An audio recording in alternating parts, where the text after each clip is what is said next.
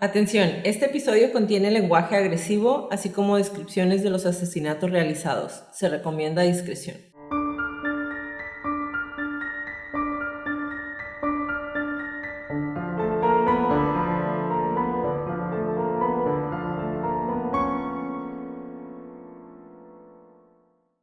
Hola a todos, bienvenidos a Crónicas de Crimen. Yo soy su host Jacqueline López y me acompaña, como de costumbre, Leti Mosqueda. Hi Leti. Hi Jackie. Queremos invitarlos a nuestras redes sociales, Facebook, Instagram y YouTube como @Crónicas de Crimen para que nos den follow. Ahí subimos toda la información y fotos de nuestras crónicas y a que nos compartan con sus conocidos. Es la única manera de que más gente pueda escuchar nuestras crónicas. Comenzamos.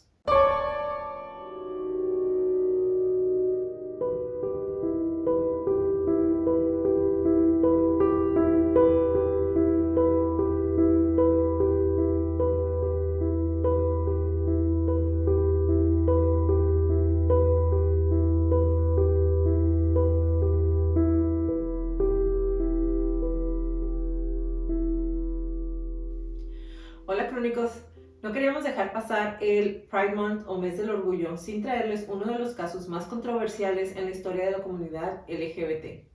A lo largo de la historia nos hemos encontrado con individuos y sociedades enteras que discriminan a personas por el simple hecho de ser diferentes. Una de las comunidades más afectadas por este tipo de personas es la comunidad LGBT, y uno de sus íconos es Marsha P. Johnson. Su muerte, catalogada como suicidio, estremeció a una comunidad entera que a la fecha sigue luchando por sus derechos. El día de hoy les voy a narrar la crónica de la vida y muerte de Marsha P. Johnson.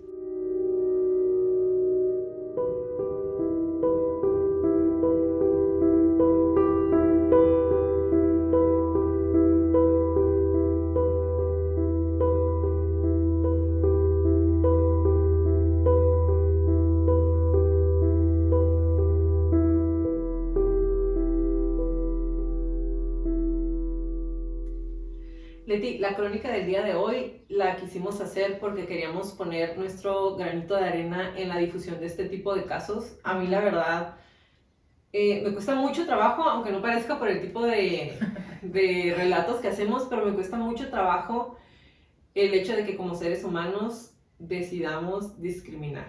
El hecho de que no solamente nos quedemos con eso para nosotros, sino que además tendemos y tratamos de herir a personas que no nacen decidiendo tener un color de piel o una preferencia sexual, y que nuestra infinita arrogancia como seres humanos decidimos catalogar como normal o diferente algo. Se me hace asqueroso, es la palabra, y yo sé que te lo he dicho a ti muchísimas veces. Me causa mucho problema, me causa asco, se me hace triste y más que nada se me hace indignante, porque a final de cuentas decidimos odiar a personas por cosas que en realidad, ¿qué nos importan?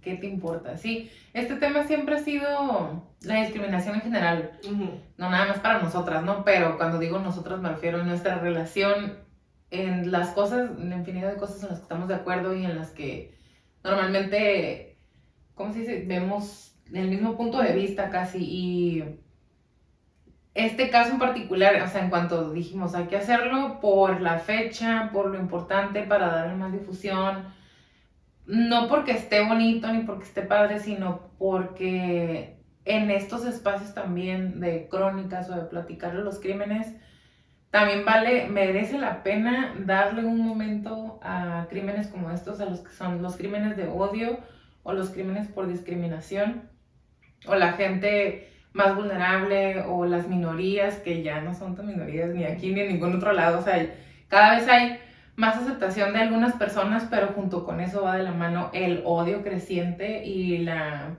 falta de tolerancia y la ignorancia, sí. Como dices tú, ese asqueroso, ay, ¿a ti qué te importa? Sí. Y hemos tenido esos tipos de pláticas con personas cercanas a nosotros y con gente que no, y que nos metemos a pláticas que también que nos importa, pero de, ¿y a ti qué? ¿Y si sí qué? ¿Y si por ahí va, a ti qué te importa?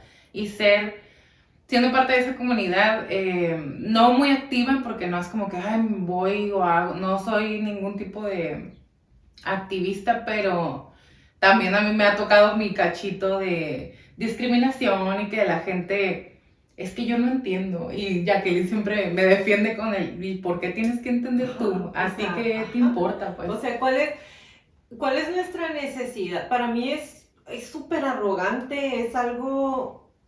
Arrogante. No, realmente no lo entiendo cuando dicen, pero es que ¿cómo puede ser? ¿Qué te importa? O sea, si simplemente no lo comprendes, si tu cerebro, si nuestro cerebro no nos da para entender a algo o a alguien que no nos afecta lo que esté haciendo, que no está haciendo nada malo dentro de la sociedad, a nosotros que no nos corresponde ni siquiera entenderlo. Si quieres tratar de entenderlo y te puedes acercar con las personas y preguntarle, y si aún así tu punto de vista es diferente, respeta el punto de vista de los demás. Yo la única situación en la que realmente el tipo de preferencia sexual de una persona podría decirte, y güey, ahí sí no puedo, es en los pedófilos. Ajá. Porque estás... digo, ya es un punto muy aparte, pero es porque están, o sea, su fuente de hacia donde dirigen su amor son niños, y los niños no están conscientes, no tienen un pleno uso de qué es cómo se sienten, pero entre adultos y dos adultos deciden amarse si no le están haciendo daño a nadie. Si es una relación muy privada de ellos, a nosotros no debería de importarnos, no deberíamos de meternos. Ni de opinar a veces. Exactamente. Sí, porque, y algo que está como, es muy debatido, es que no entiendo y como no entiendo no lo puedo aceptar.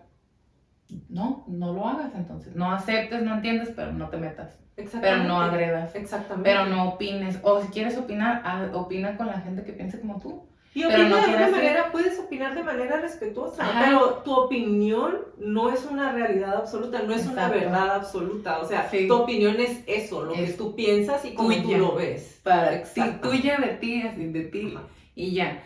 Y van a escuchar mucho la palabra normal, porque bien lo dijiste tú, es porque la sociedad o el ser humano trae una idea de lo que es normal y queremos que sea parejo. Y es una idea que surgió hace cientos de años y que no nada más venimos arrastrando, sino que se la seguimos pasando a las sociedades. Si ustedes ven, y a lo mejor me salió un poquito, ¿no? Pero si ustedes ven a niños pequeños jugando, los niños no saben de raza, los niños son niños y juegan y dan amor. Sí. Y somos nosotros como adultos los que los vamos guiando por ese caminito en esto es lo que está bien, esto es lo que no está bien para nosotros, esto es lo que en la sociedad es aceptable y esto es lo que no. Y dentro de todo eso, deberíamos como seres humanos, como sociedad, como humanos más que nada, tratar de ver con amor a los demás, tratar de aceptar a los demás como sean, mientras no estén agrediendo, mientras no estén haciendo algo que sea malo. Y digo, obviamente ahí es donde entra la gente que no, pero es que lo que es malo para ti puede ser malo para mí o al revés. Todos saben a qué nos referimos cuando dices algo malo. Mientras no esté violentando a alguien, mientras no estén abusando de alguien, la parte afectiva entre dos personas no debería de ser algo en lo que nosotros debemos de meter. Exacto. En el año de 1992, poco después del desfile de orgullo gay, el cuerpo de Marsha P. Johnson fue encontrado flotando en el río Hudson. La policía rápidamente descartó un asesinato y lo catalogó como un suicidio. Sin embargo, amigos y familiares de Marsha insistieron en que no tenía tendencias suicidas y notaron que la parte posterior de la cabeza de Marsha tenía una herida grande. Según Sylvia Rivera, su amigo Bob Collar creía que Johnson, o Marsha, se había suicidado debido a un estado cada vez más frágil que la propia Rivera cuestionó, alegando que ella y Marsha habían hecho un pacto para cruzar el río Hudson juntos. Aquellos que estaban cerca de Marsha consideraron sospechosa la muerte y muchos afirmaron que si bien ella había estado luchando mentalmente con sus problemas, jamás se hubiera suicidado.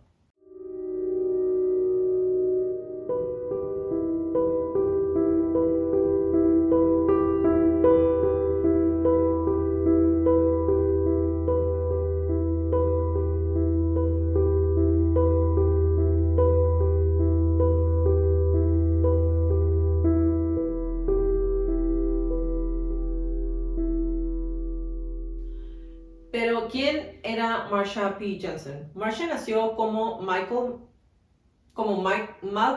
Michelle Jr. el 24 de agosto de 1945 en Elizabeth, New Jersey, y tenía 6 hermanos. Su padre, Michael Sr., trabajaba en la línea de montaje de General Motors.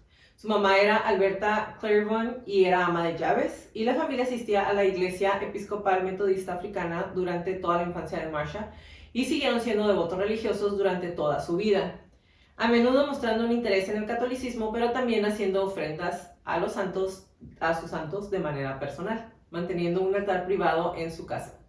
Marsha comenzó a usar vestidos a la edad de 5 años, pero se detuvo temporalmente debido al acoso de los niños que vivían cerca y a desaprobación total por parte de su familia. En una entrevista en 1992, poco antes de su muerte, Marsha describió ser la joven víctima de agresión sexual por parte de un adolescente. Después de eso, Marsha decidió y describió la idea de ser gay como una especie de sueño. En lugar de algo que parecía posible, era para ella como un sueño el poder verse realizada como una persona gay. Y por eso decidió permanecer sexualmente inactiva hasta que se fue a la ciudad de Nueva York cuando tenía 17 años. En la mayoría de los, voy a hacer un paréntesis, en la mayoría de los lugares donde estuve leyendo acerca de la vida de Marsha, en las páginas que son como donde te dan biografías, siguen hablando de ella como hombre, aunque dicen Marsha y luego en él. O en masculino. Exactamente, entonces, pero como ella siempre se refirió a ella como una reina o como ella, entonces por respeto lo voy a seguir diciendo así durante toda la crónica. Según informes, la madre de Marsha le dijo que ser homosexual es como ser más bajo que un perro. Ok, más bajo que un perro. Pero Marsha dijo que Alberta no conocía a la comunidad LGBT y por eso tenía esa idea de los homosexuales. Después de graduarse de Edison High School, ahora la Academia Técnica y Profesional Thomas Alva Edison, en Elizabeth en 1963, Marsha se fue de casa a la ciudad de Nueva York con solo $15 y una bolsa de ropa, hablando de ser valientes. Marsha sirvió mesas después de mudarse a Greenwich Village en 1966, y después de que Marsha comenzó a salir con estafadores callejeros o pimps, como les dicen, cerca de Howard Johnson en la Sexta Avenida, la vida de Marsha cambió. Salió y dijo: mi vida se ha construido en torno al sexo y a la liberación gay y ser una drag queen y el trabajo sexual. Y en todas las partes en donde, si buscan información, y más adelante les voy a platicar un poquito acerca del documental, y yo estoy segura que tú también lo vas a traer. Yes. Ella, cuando se va a Nueva York, realmente, y tenía como un lugar en donde vivía casi todo el tiempo, pero la mayor parte del tiempo realmente era muy, muy pobre. O sea, sí era drag queen, pero no tenía los ingresos suficientes para vestirse como ella quisiera. Y algo de lo que leí realmente se me hizo súper sorprendente, y lo vamos a ver un poquito más adelante, era que ella siempre trató de ayudar a la gente, a todo el mundo que la rodeaba, a todo el mundo que estaba dentro de la comunidad que llevaban con ella.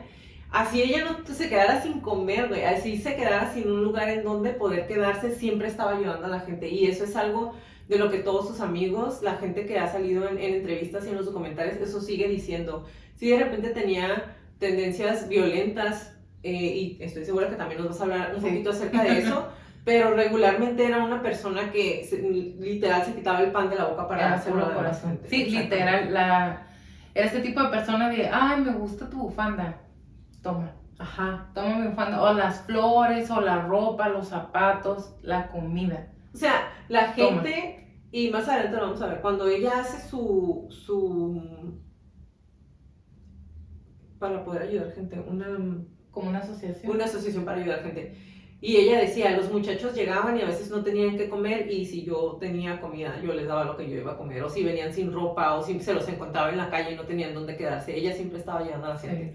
Y pues básicamente podemos ver como para la gente de la comunidad LGBT, la lucha ha sido constante, muchas veces desde que están en sus propias casas. Y esto lo podemos ver todos los años en las manifestaciones y en las marchas, sobre todo ahora que es la marcha del orgullo.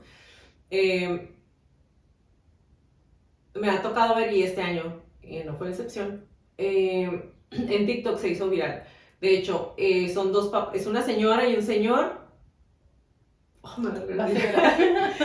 son una señora y un señor, y él dice abrazos de papá, y ella dice abrazos de mamá. Y entonces se van a los desfiles y tú puedes ver, neta, o sea, la gente, la cantidad de muchachos, de señores ya bien grandes que llegan y van por un abrazo. Porque voy a llorar.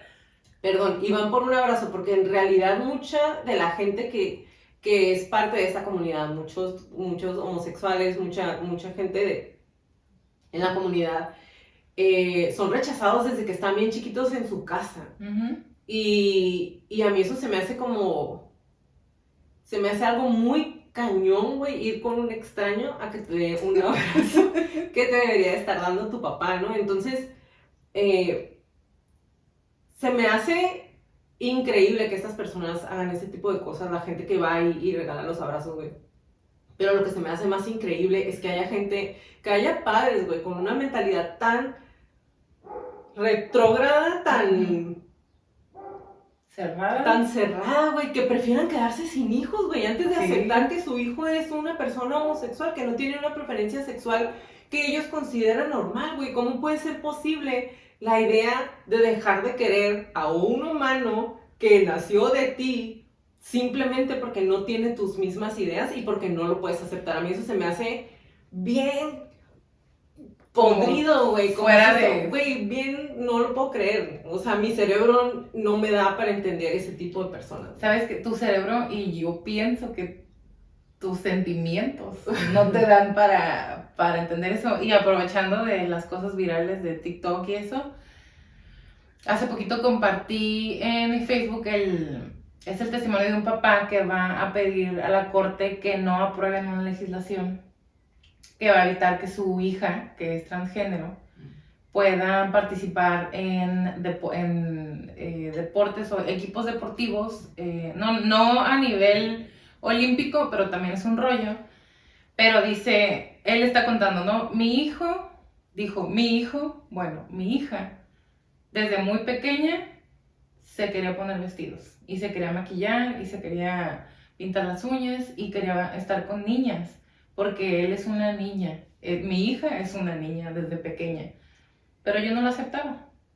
Entonces yo lo obligaba a que se pusiera ropa de niño. Y cuenta así muchas cosas, ¿no? Y cómo en la escuela lo molestaban, no tenía amigos, y dijo, mi hija no era una niña que sonreía jamás. Y a lo mejor quiero llorar yo también. Y entonces cuenta él que una vez llegó como antes del trabajo y estaba su hijo con su hija en el patio y la niña traía un vestido. Y entonces llegó y no, pues métanse, vamos a cenar y no sé qué. Y los dos niños le dijeron, podemos ir con los vecinos de enfrente, nos invitaron a jugar. Y dijo el papá, no, ya es hora de meterse. Y entonces su hija le dijo, si me pongo ropa de niño, ¿puedo ir? Y entonces dice él, ahí fue cuando para mí caí en cuenta que mi hija está relacionando ser buena con ser una persona diferente de quien es. Y es porque yo lo estoy haciendo, no porque ella quiera. O sea, y dijo, ahí reaccioné. Y él cambió su manera de ser, y no dijo así como, ya, o sea, me dio una luz y todo se aclaró y todo fue fácil. Pero para él, en ese momento fue él, la estoy regando. O sea, estoy afectando la vida de mi hija. No sonríe, no es feliz, no tiene amigos, no vive. Porque yo no puedo aceptar como ella quiere vivir. Y qué impresionante, porque él se dio cuenta, pero hay muchos papás que le dan. Que le siguen, ajá. Lo vamos a compartir, ese y los videos de los papás dando abrazos a hijos ajenos, para que lloren con nosotras también. Johnson inicialmente usó el apodo de Black Marsha, pero luego se decidió por el nombre de drag queen Marsha P. Johnson, obteniendo a Johnson del restaurante Howard Johnson's en la calle 42, indicando que la P significaba pay no mind o no le pongas atención o qué te importa. Y usó la frase sarcásticamente cuando se le preguntó sobre el género, diciendo, significa no le hagas caso. Marsha dijo que le dijo la frase una vez a un juez que se estaba burlando de ella, lo que le llevó a la liberación de Johnson, o de Marsha. Marsha se identificó de manera variable como gay, transvesti y reina, o refiriéndose a drag queen o street queen. No viene la parte de transgénero porque en ese entonces realmente la palabra transgénero no era tan conocida, entonces sí, no era como algo que fuera, que ya estuviera establecido, entonces ella se refería a ella misma así. Según Susan Stryker, profesora de estudios sobre el género humano y la sexualidad en la Universidad de Arizona, la expresión de género de Marsha podría quizás denominarse con más precisión el non-conformant gender, ajá, o non-binary. Ajá. Que cuando no estás, que no te conformas o que no cabrías que no eres ni él ni en ella, ajá. Pero realmente ella, cuando ustedes vean los videos, les voy a dejar el link, sí se refería a ella misma como ella. Ajá, como ella, ajá, en femenino, y sus amigos y sus amigas también. Ajá, exactamente. Entonces, lo que sucede es que el término transgénero no era usado ampliamente cuando ella estaba viva. Entonces, las definiciones utilizadas por Rivera y Marsha no siempre fueron las mismas que las documentadas en la literatura más convencional de la época. Por ejemplo, Rivera insistió en reclamar transvestis únicamente para uso de personas homosexuales, escribiendo en el ensayo Transvestis, tus medias hermanas y medios hermanos de la revolución. Los transvestis son hombres y mujeres homosexuales que visten ropas del sexo opuesto. Eso era lo que se tenía en ese entonces. Como crossdresser, ¿no? Exactamente. En una entrevista con Alan Young en 1972, Out of the Closet, Voices of Gay Liberation, o Fuera del Closet, Voces de la Liberación Gay, Marsha habló de ser una revolucionaria de acción transvesti callejera, diciendo, un transvesti sigue siendo como un niño de aspecto muy varonil, un chico femenino. Uh-huh. Que yo pienso es como más, como andrógino, como realmente no tengo por qué, o sea, si quiero hablar como mujer, vestirme como mujer y quiero seguir conservando mis rasgos masculinos, puedo. Eso era lo que yo entiendo realmente que se trataba. Entonces, ella así se denominaba. Y ella distingue esto de los transexuales, definiendo a los transexuales como aquellos que toman hormonas y se sometían a cirugía. Uh-huh. Okay. Como muy tajante, ¿no? Digo, en comparación ahora que ya es un poco, tanto la sexualidad como el género, como la identificación y la expresión sobre todo ya se ha vuelto algo, bueno, el chiste es que se vuelve algo más fluido. Antes estaba como muy tajante. Sí, y es que también... lo vamos a ver dentro de la misma comunidad en ese entonces. Sí. Había muchos problemas porque la gente que decía, los homosexuales en específico, no querían a los drags. Uh-huh. Era como, o sea, no tienes por qué andar vestido de mujer para poder que nos den nuestros derechos. Entonces, dentro de la misma comunidad también había como ciertos roces y había desacuerdos. Sí. También se discuten las experiencias de Marsha sobre los peligros de trabajar como prostituta callejera, disfrazada o vestida de drag. Y el esposo de Marsha, que fue asesinado, realmente busqué, no encontré mucha información, pero sí era esposo de, bueno, su esposo, porque en realidad en aquel momento, si no tenían derechos de ser homosexual, muchísimo menos de casarse. Las entrevistas y escritos de Marsha y Rivera en esta época también a veces usaban terminologías de manera sarcástica y otras veces serias o todo al mismo tiempo. Es que imagínate, Bueno, realmente ni siquiera me puedo imaginar. Tratar de defender quién eres por el simple hecho de ser. Por el derecho de vivir. Exactamente. Tener que estarle justificando a la gente, a la policía, a tus mismos amigos que son homosexuales, quién eres y por qué debes de ser así. Claro que me imagino que a veces eran sarcásticos, claro que me imagino que a veces se molestaban, que a veces era todo serio, que a veces era todo en broma, porque toda tu vida tener que estar batallando con eso. Diario levantarte, saber que va a ser una friega. Exactamente, diario.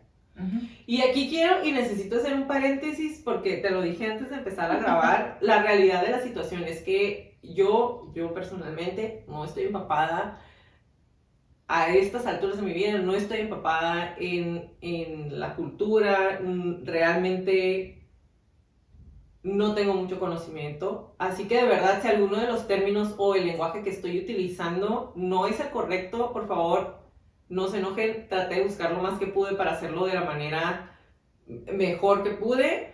Si hay algo que estoy diciendo mal, si hay algo que diga mal durante el video o durante la grabación, por favor, siéntense libres de mandarme cualquier aclaración que sea necesaria, ¿ok? Por favor y gracias. Sí, porque todo es sin intención ni de excluir de ninguna manera, ni de ofender de ninguna manera. Pero incluso yo también, va cambiando muy rápido la comunidad y se va haciendo cada vez, se van acuñando términos cada vez más amplios como para otra vez poder incluir al mayor número de personas y que nadie se vaya a sentir left out, como excluido. Entonces, yo también no es como que yo soy muy experta, entonces cualquier cosa nos pueden decir con confianza y una disculpa de antemano si llega a pasar. El estilo de drag de Marsha no era serio o high drag o show drag, es decir, como muy súper producido, debido a que no podía permitirse comprar ropa en tiendas caras, como se los mencioné hace unos minutos. Marsha recibía constantemente flores sobrantes después de dormir debajo de las mesas utilizadas para clasificar flores en el distrito de las flores de Manhattan, y era conocida por llevar coronas de flores frescas siempre que andaba en la calle. Les voy a subir las fotos, realmente en todas las fotos sale con flores en la cabeza. Marsha era alta, delgada y a menudo vestía túnicas sueltas y vestidos brillantes, tacones altos de plástico rojo y pelucas brillantes que tendían a llamar la atención. Y le encantaba. O sea, ustedes van a... Pero es que... O sea, a mí se me hace... como... A lo mejor va a sonar tonto, pero se me hace como una manera... Como era feliz. O sea, a pesar de todo, de tener que todos los días tener que estar aclarando por qué me he visto así, por qué soy así, porque tú la mirabas y era una persona que siempre tenía una sonrisa. Sí. O sea, tú la veías y era así como flores y brillo para todos. O sea, sí se miraba y no se miraba como... Acongojada. Y no se miraba como... lo voy a hacer para exagerarlo, para que me vean. No, realmente era su personalidad, como que ella así era realmente, era una persona que si la hubieran dejado, si no hubiéramos tenido, si en esa época no hubiera habido todavía más represión que ahorita, hubiera sido simplemente una persona feliz que ayudaba a los demás y punto. Sí, porque sus dos compañeras o sus dos amigas, que también si llegan a ver el documental las van a ver mucho, Silvia y Victoria, también se visten con colores llamativos y todo, sobre todo Silvia cuando era más joven, como lentejuela a lo loco, canutillo y mucho brillo, pero Marsha era como todo, o sea, para ella y para muchas personas, y te incluyo, la ropa es una manera de expresar cómo te sientes, porque es super fashion, mi amiga.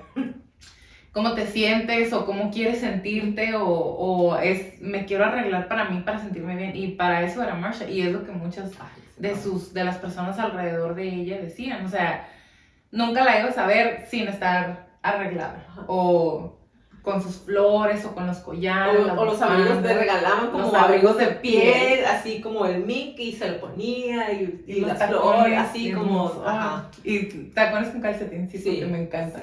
Sí. Como escribe Edmund White en su artículo de 1979 de Village Voice, La política drag, a Marsha también le gustaba vestirse de manera que mostrara lo intrínseco entre lo masculino y lo femenino, algo así como medio andrógino. Y una foto súper famosa de Marsha la muestra con una peluca suelta y maquillaje y una camisa y pantalón transparentes o translúcidos, destacando las formas en que, citando la política sexual de Kate Millett, White dice: ella es masculina y femenina a la vez. Como ya se los mencioné, o sea, le gustaba vestirse mujeres, le gustaba maquillarse, la ropa y todo, pero no tenía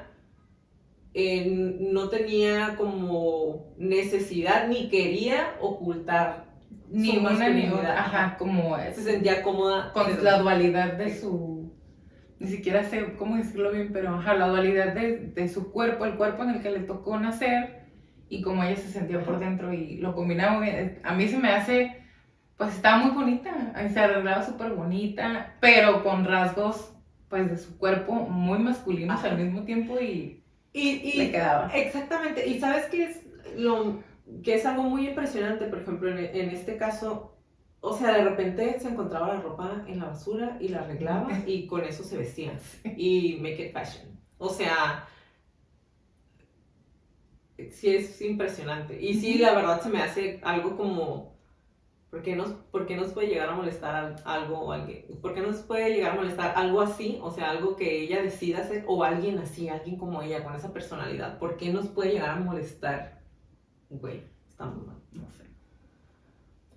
Hay algunas imágenes existentes de Marsha haciendo un high drag completa y glamurosa en el escenario, pero la mayor parte del trabajo de actuación fue con grupos que eran más populares y cómico y políticos, porque eso sí, siempre en donde se la encontraban y la policía la detuviera, ella decía: quiero mis derechos homosexuales, quiero mis derechos gay.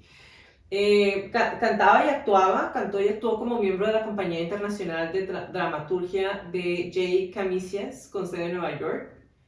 Cantó en Hot Peaches desde 1972 y estuvo en espectáculos en la década de los 90, que fueron 2 años. Cuando The Coquettes, una compañía de drag similar de San Francisco, formó una compañía en el este que se llamaba The Angels of Light, o Los Ángeles de Luz, y también se le pidió que actuara con ellos. En 1973, Marsha interpretó el papel de la reina gitana en la producción de Los Ángeles El Milagro Encantado. Y en 1975 fue fotografiado por el famoso artista Andy Warhol, ¿ok? Imagínate el nivel en el que andaba Andy Warhol. Como parte de una serie de Polaroids que se llamaba Ladies and Gentlemen. En 1990, Marsha actuó como The Hot Peaches en Londres y se convirtió también en una activista del SIDA y apareció en la producción de The Hot Peaches de Hit en 1990 cantando la canción Love, mientras usaba un botón que decía Up, Up, Silence equals dead, o actúa ahora, el silencio es igual a la muerte. Y todo esto, cuando fue en parte de la campaña contra el SIDA, fue porque recordemos también que en aquel entonces la gente que era VIH positivo o tenía SIDA, en su mayoría morían muy rápido porque no tenían acceso a medicamento, porque la comunidad gay se vio muy afectada con el SIDA, porque después todo el mundo decía: pues es que son los homosexuales los que están esparciendo la enfermedad. Y entonces era un problema porque muchos no podían decir que eran homosexuales, o muchos no podían ir al médico, y entonces fue un momento en donde realmente se moría muchísima gente porque no tenían acceso a información, no tenían acceso al medicamento, porque en ese momento la enfermedad todavía venía muy fuerte y no había ni siquiera los medicamentos que tienen ahorita con los que pueden estar más controlados y llevar una vida básicamente normal. Y mucha gente estaba en situación de calle. Y digo, haciendo eco a lo que decías, pienso que en algún momento se denominó la enfermedad gay, ¿no? Como que exclusivamente a los gays, y de alguna manera eso, pues, delataba a los hombres que llevaban una doble vida o a las mujeres que llevaban una doble vida, porque nada más los homosexuales se contagiaban, o era una enfermedad nada más de homosexuales, y de pronto salían, y entonces más represión Sí, de hacia la por comunidad. sí los detenían cuando andaban en la calle simplemente porque parecían homosexuales y a la policía se les pegaba la gana detenerlos y preguntarles por qué. Ahora imagínate una persona que era VIH positivo. No, pues Ahora más. imagínate cuando ya estaban más débiles y la policía los seguía acosando. O sea, sí estaba muy, muy, muy fuerte. Marsha fue una de las primeras drag queen en ir al Stonewall Inn y de Stonewall Inn, a menudo abreviado como Stonewall, era en ese entonces y sigue siendo un bar gay y una taberna recreativa en el vecindario de Greenwich Village en el Bajo Manhattan o Lower Manhattan en Nueva York. Y el sitio de los disturbios de Stonewall de 1969 fue ahí mismo y se considera ampliamente como el evento más importante que condujo al movimiento de liberación gay y a la lucha moderna por los derechos LGBT en Estados Unidos. Bueno, pues Marsha fue después de que comenzaron a permitir el ingreso de mujeres y drag queens, porque antes solamente era para hombres homosexuales este bar. Y en las primeras horas de la mañana del 28 de junio de 1969 ocurrió el levantamiento de Stonewall. Y si bien las 2 primeras noches de disturbios fueron las más intensas, los enfrentamientos con la policía resultaron en una serie de manifestaciones espontáneas y marchas por los barrios gay de Greenwich Village durante aproximadamente una semana después. Y les voy a platicar qué fueron los disturbios de Stonewall porque si no estás si no tienen tanto conocimiento de la comunidad LGBT, puede que no sepan qué son. Yo, la verdad, no sabía, sí sabía quién era Marsha, ya había escuchado de ella, pero no sabía la historia de los disturbios, ¿no? Entonces me metí a leer. Y los disturbios de Stonewall, también conocido como el levantamiento de Stonewall, fueron una serie de manifestaciones espontáneas de miembros de la comunidad gay en respuesta a una redada policial que comenzó en las primeras horas de la mañana del 28 de junio de 1969 en el Stonewall Inn, que es el hotel que les acabo de mencionar. Otros bares de lesbianas y gays del Village y la gente de la calle del vecindario se defendieron cuando la policía se volvió violenta contra ellos. Los disturbios son ampliamente considerados como un hito que transformó el movimiento de liberación gay y la lucha del siglo XX por los derechos LGBT en Estados Unidos. Y puedes decir, andaban haciendo argüende. Eran clubs o bares en donde se les tenía permitido entrar, porque obviamente no en todas partes podían entrar. Y entonces la policía les hacía como bullying. O sea, llegaban ahí y eran redadas y era de que, porque ya sabían que ahí iban a encontrar gente. Exactamente, pero en ese momento todavía era como mal visto, todavía al igual que seguimos ahorita, pero antes era muchísimo más marcado, era penalizado el hecho de ser homosexual. Entonces los detenían, y era así como de que, órale, todos, y empezaban a hacer redadas en ese lugar en donde la policía obviamente ya sabía que iban a encontrar homosexuales o gente de la comunidad LGBT. Los bares en ese entonces era propiedad de la mafia.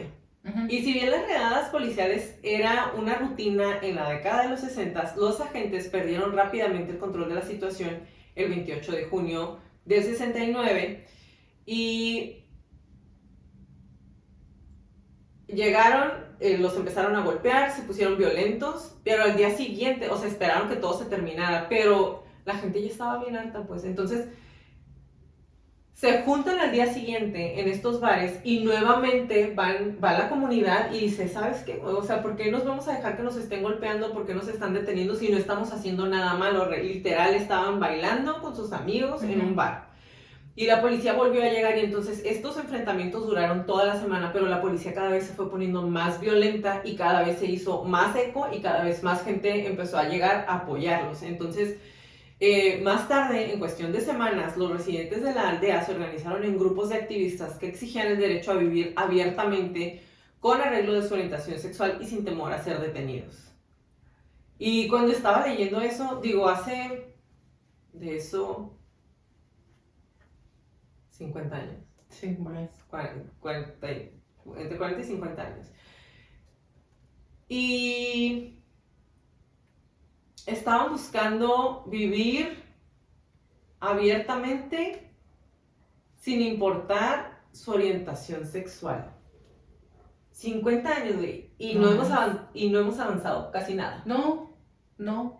Es justo lo que te iba a decir. Y lo estábamos platicando porque también pasó algo, ni siquiera similar, pero pasó algo que para mí fue como, neta, seguimos ahí atorados. El fin de semana pasado, en un bar muy conocido de aquí donde vivimos nosotras, agredieron a unas personas y les estaban haciendo insultos homofóbicos, y creo que fueron 4 personas, las sacaron del bar a golpes y lastimaron a una chica también. O sea, no que a las mujeres no se les pueda tocar y a los hombres sí, ¿no? Pero ¿cómo te pones 2 hombres a golpear a una mujer? Y eran jóvenes, más jóvenes que nosotras, o sea Sí eran jóvenes. Chamaquitos de 20 algo, menos de 30 o 30, la edad que sea, de todas maneras. Y es lo que estás contando ahorita, pues, o sea, los guardias de seguridad no les gustó porque estaba un chico con su pareja y los empezaron a insultar otra vez con palabras homofóbicas y los sacaron a rastras y a golpes. A uno le pegaron en la mandíbula, a la chica le lastimaron la pierna y los echaron a golpes hacia la calle porque en este bar no somos y palabras homofóbicas otra vez. O sea, eso fue en los 60, estamos en el 2021 y seguimos igual. Exactamente lo mismo. Mi cabeza, neta, no lo puede carburar. O sea, no puedo, es como tanto tiempo. Y a lo mejor yo lo hablo desde la comunidad de una persona cómoda, heterosexual. A mí me cuesta mucho trabajo aceptar a la gente, y ahí voy, ¿no? A mí me cuesta trabajo aceptar a la gente que puede discriminar a una persona por simplemente ser. O sea, otra vez, con excepción de los pedófilos que, jódete, a mí me cuesta mucho trabajo entender a las personas que se meten tanto en la vida de los demás, como para que te afecte si es gay, si le gusta, no sé, no entiendo a la gente que discrimina por algún tipo de situación, por raza, por religión, por preferencia, no lo entiendo. Y aquí seguimos, güey, les estamos platicando algo que pasó hace casi 60 años y seguimos en la misma situación. A lo mejor ya es menos, a lo mejor ya hay más aceptación, ya hay más apertura, pero mientras no se termine por completo este tipo de situaciones, para mí, o sea, la cosa sigue igual, seguimos sin entender. Un año después del levantamiento, con motivos del aniversario del 28 de junio en 1970, se llevaron a cabo las primeras marchas de orgullo gay en Chicago, Los Ángeles, Nueva York y San Francisco. Por eso se dice que marcó el parteaguas con la comunidad. Y hoy en día los eventos del orgullo LGBT se llevan a cabo anualmente en junio en honor a los disturbios de Stonewall. En el documental de Netflix, Vida y Muerte de Marsha P. Johnson, en serio, si lo pueden ver, véanlo. Está súper bien documentado. Se van a poner tristes, se van a poner felices, les va a dar mucho coraje, se van a sentir impotentes. Pero la verdad es que cuando lo estaba viendo es como una ventana a algo que si no estás dentro de la comunidad no vamos a entender. O sea, realmente no puedes decir, sí, te entiendo. No, yo no puedo decir, entiendo completamente. No, lo puedo observar y puedo tratar de empatizar y puedo verlo a través de esa ventanita. La neta del documental está muy bien hecho, está muy bien documentado y te da como esa ventana para que puedas ver qué es lo que hacía la gente, qué es lo que sigue haciendo, cuál es su lucha diaria, y te ayuda a hacerte un poquito de conciencia de cosas que a veces hacemos de manera involuntaria o de manera inconsciente, porque no sabemos, ¿no? Y la verdad, si tienen oportunidad, véanlo, se llama La Vida y Muerte de Marsha P. Johnson, Y pueden verse muchos videos tanto de Marsha como de los encuentros entre policías y manifestantes. Y Leti, en ese momento, si ahorita que pasan ese tipo de situaciones, nos causa repulsión, imagínate en aquel momento en donde era permitido. Ahorita se supone que la policía está para defenderte, ¿no? Uh-huh.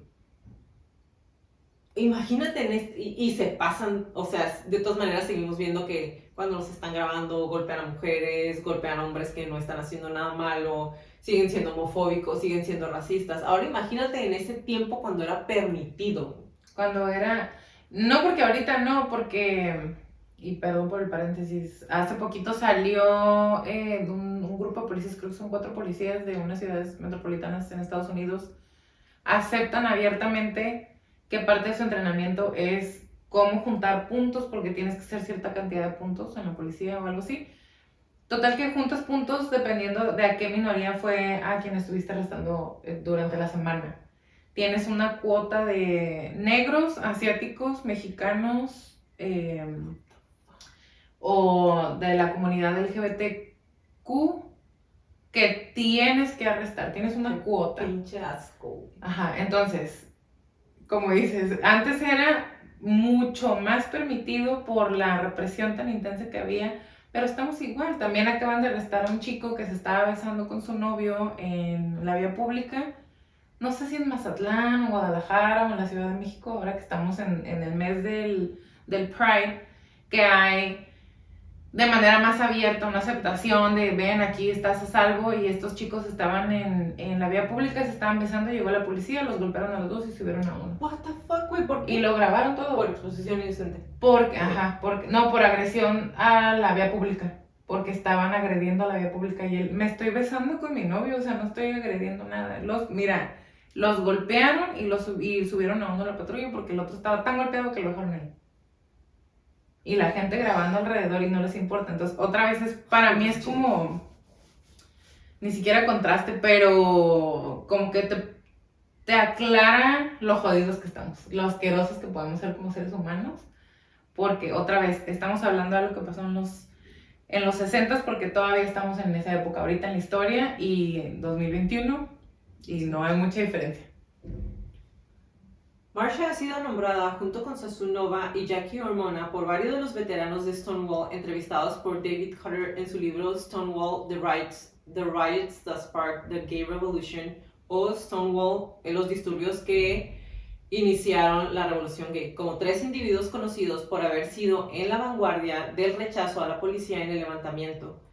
Marsha negó haber iniciado el levantamiento porque ella dice que cuando llegó ya eran como las 2 y ya habían empezado los disturbios cuando ella llegó a Stonewall. Y dice que el edificio ya estaba en llamas cuando ella llegó ahí, después de que la policía lo incendiara. Y, güey, incendiaron porque la gente estaba allá adentro. O sea, imagínate el nivel de maldad, güey, para prender un edificio en donde sabes que hay gente adentro. En una fiesta. Según los informes de los disturbios, comenzaron alrededor de la 1:20 de la mañana, después de que Storm de Laverne se defendiera de un oficial de policía que intentó arrestarla esa noche.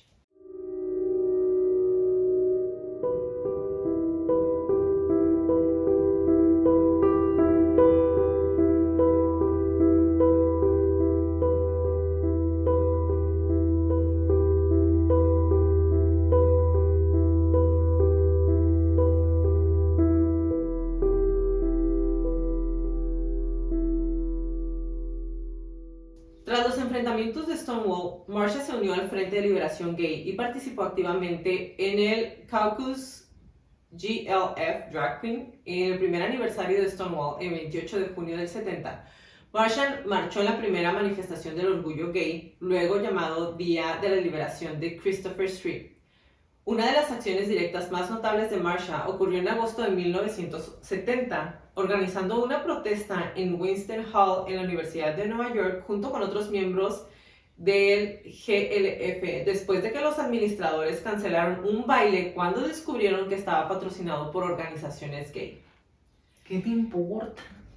Poco después de eso, Marsha y su amiga cercana, Sylvia Rivera, cofundaron la organización Street Transvestite Action Revolutionaries, o STAR, y ambos se convirtieron en una presencia visible en las marchas de liberación gay y otras acciones políticas radicales. En 1973, a Marsha y a Rivera se les prohibió participar en el desfile del orgullo gay por el comité de gays y lesbianas que administraban el evento, diciendo que no iban a permitir drag queens en sus marchas, alegando que estaban dándoles un mal nombre. Y es como te dije al inicio, tenían de todas maneras dentro de su misma comunidad, pues había este tipo de... Todavía hay discriminación. Ajá, y digo, no lo voy a justificar porque otra vez ¿yo qué puedo decir? Pero entiendo hasta cierto punto el hecho de que si estaban luchando por algo, era como, pero es que si vienes y te ven vestido así, a lo mejor nos van a decir que no. Y yo más bien pienso que esta parte de prohibirles venía del miedo que tenían a que lo poquito que habían avanzado se los fueran a quitar otra vez por el simple hecho de ir vestidos de mujer. Es justo lo que te iba a decir. Elijo pensar que mucho de ese rechazo que había hacia los drag queens o los transvesti o los transexuales o como se les decía en aquel momento, que ahorita ya no se ve. Ahorita ya hay programas de televisión y hay muchas personas, conozco muchas personas que no son de la comunidad pero que apoyan, que son aliados de la comunidad y van a shows de drag. Pero otra vez, elijo pensar, por a lo mejor mi propia tranquilidad, como dices, que a lo mejor era apenas estoy logrando que me vean a mí como persona, si vienes a un lado probablemente me van a aventar una piedra. Exactamente. Entonces no vengas, pero...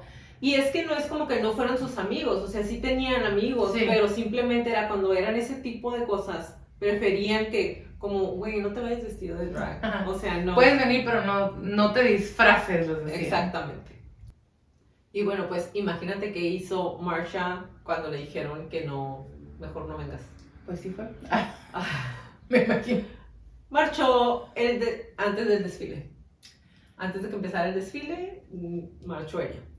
Durante una manifestación por los derechos de los homosexuales en el Ayuntamiento de Nueva York, a principios de los años 70, fotografiada por Diana Davis, un periodista le preguntó a Marsha por qué se manifestaba en el grupo, y Marsha gritó en el micrófono: "Querido, quiero mis derechos de homosexuales ahora". Okay.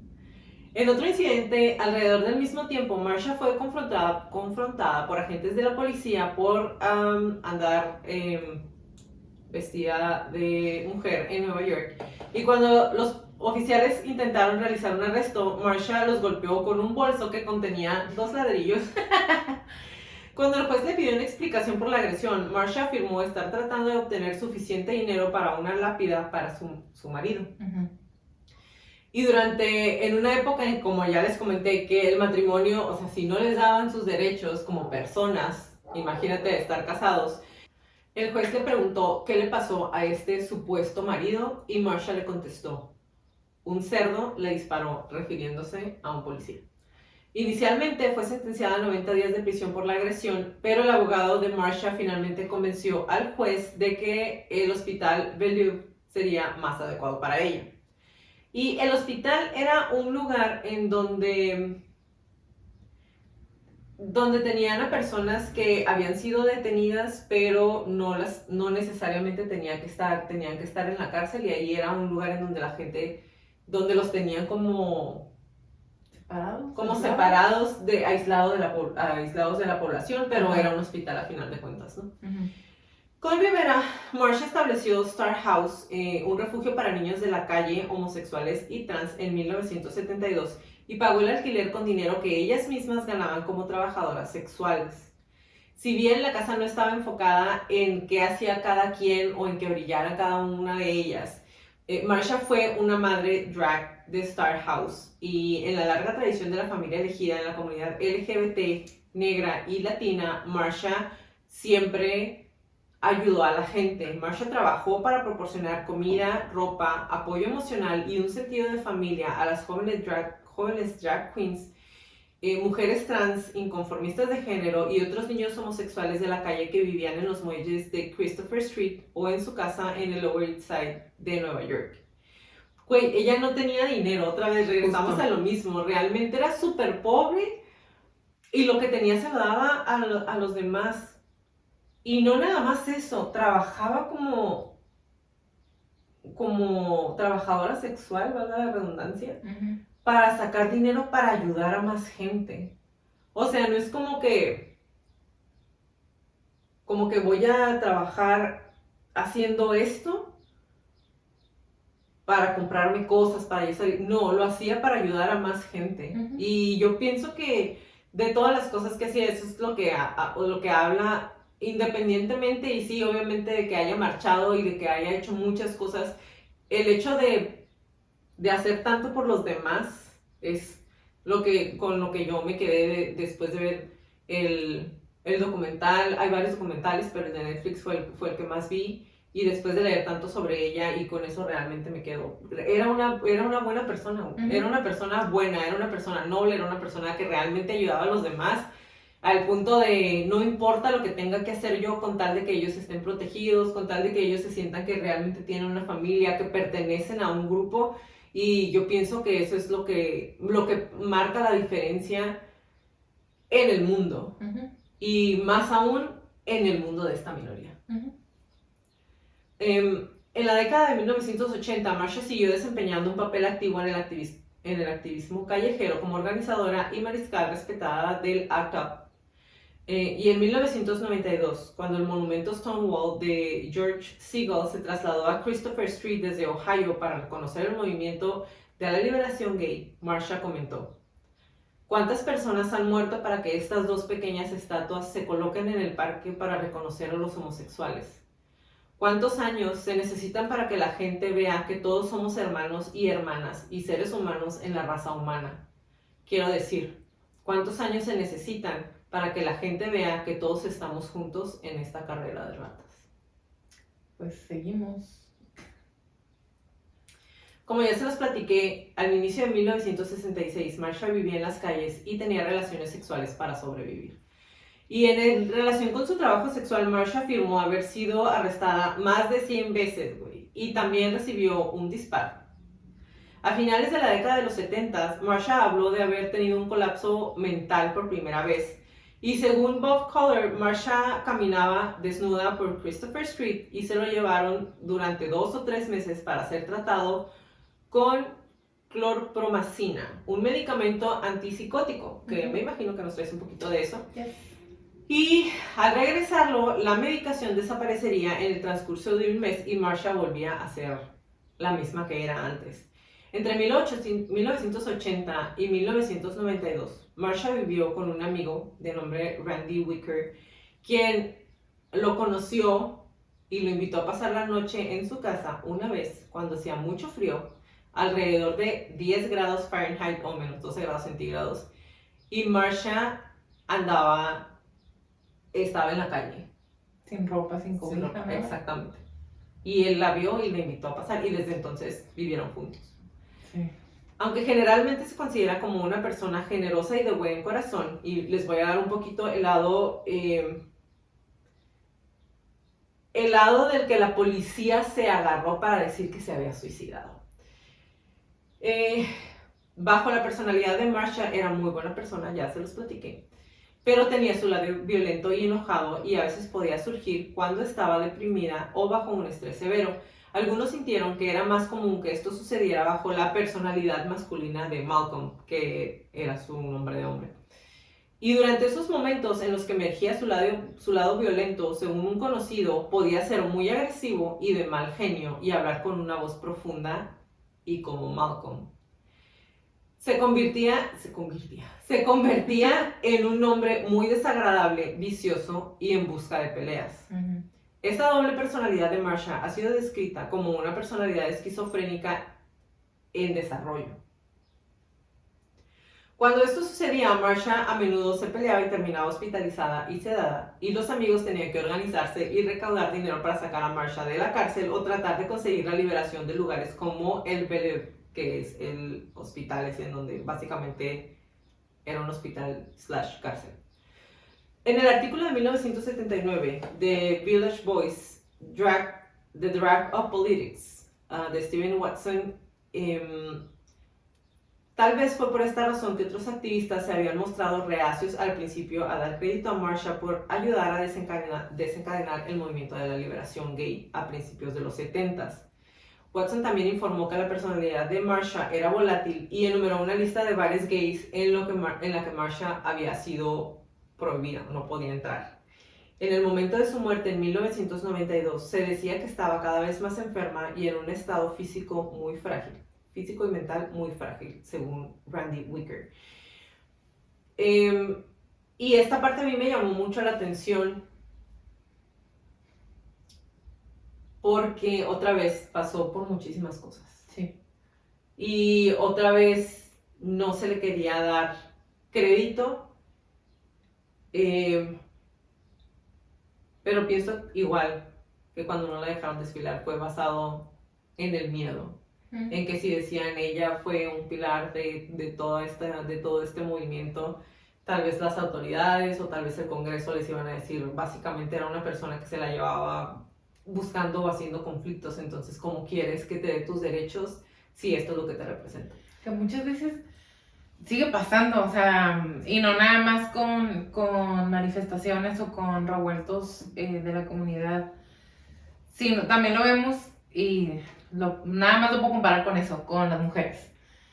Que, ¿cómo quieres que se te respete si estás haciendo un desmadre? No, estoy haciendo un desmadre porque no me ha respetado de manera sistemática a través de los años. Y es lo mismo acá, no es que ellos, y digo ellos así, este grupo en particular o la comunidad en la que pertenecía Marsha, no era voy a violentarte hasta que me respetes. Güey, estaban estoy respondiendo a tu agresión. Exactamente, o sea, me van a meter a la cárcel simplemente por salir a la calle y ser quien soy.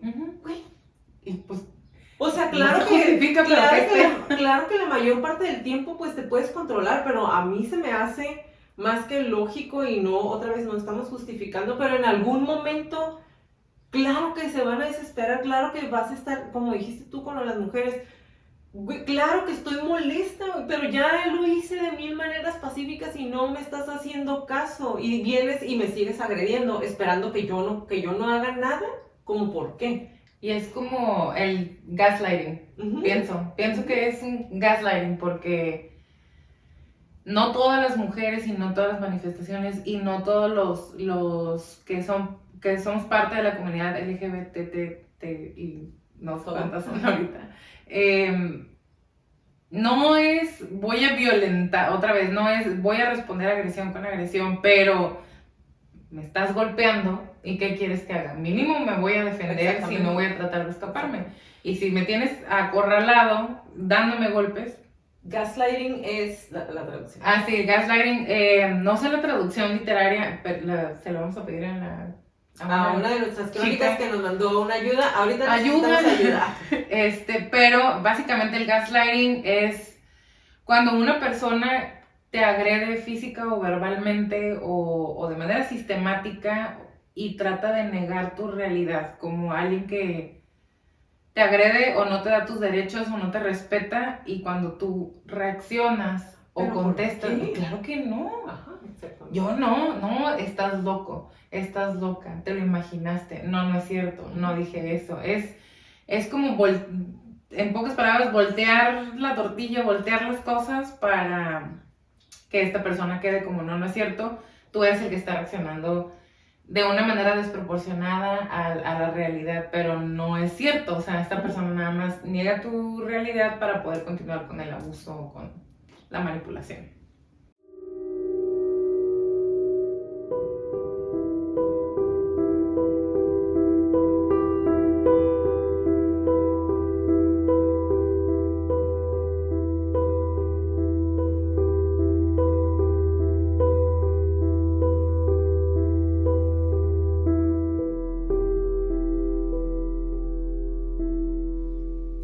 Este episodio es editado por Stuka Producciones. Si necesitas trabajos de edición de audio y video, Stuka Producciones puede ayudarte. Búscalos en Facebook como Stuka Producciones. Stuka es SZTUKA Producciones. Además de luchar por los derechos gays y transvestis, Marsha también mostró su oposición a la guerra de Vietnam y luchó por los derechos civiles y de los afroamericanos durante diversas manifestaciones en Estados Unidos, por lo que resultaba un personaje incómodo para las autoridades conservadoras de la época, quienes consideraban la lucha de Marsha como una lucha radical. Radical porque necesito mis derechos como persona afroamericana y radical porque necesito mis derechos como persona afroamericana gay. Uta, qué radical. Súper. O sea, ¿por qué nos estás quitando la paz con tus ideas revolucionarias, no? Solo 2 días antes de su muerte, Marsha fue entrevistada extensamente sobre su vida. La entrevista forma el núcleo del documental del 2012 Pay No Mind, se llama Pay No Mind, The Life and Times of Marsha P. Johnson, dirigido por Michael Casino y Richard Morrison, y quiere decir que te importa o no le pongas atención la vida y los tiempos de Marsha P. Johnson.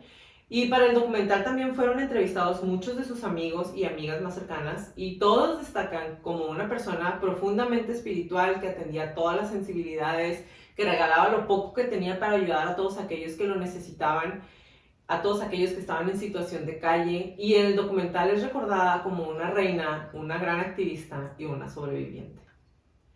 Tras una vida de activismo, Marsha P. Johnson fue encontrada muerta en el río Hudson, cerca del muelle de West Village, el 6 de julio de 1992. Tenía 46 años.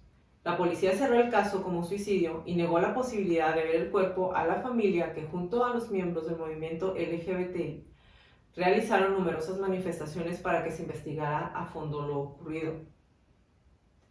Gracias a la campaña realizada por la activista María López y Victoria Cruz, una defensora de víctimas de los delitos del proyecto antiviolencia de la ciudad de Nueva York, la policía reabrió el caso en el 2012, ¿ok? 2012, como un posible homicidio, aunque hasta el día de hoy no existen imputados. Una fuente en memoria de Johnson o de Marsha se halla justo en el lugar del río Hudson en donde se encontró su cadáver. Sin embargo, el legado de Marsha sigue vivo tanto dentro de la comunidad LGBTQIA+, como en la sociedad en general, en donde está comenzando a recibir un reconocimiento obviamente tardío.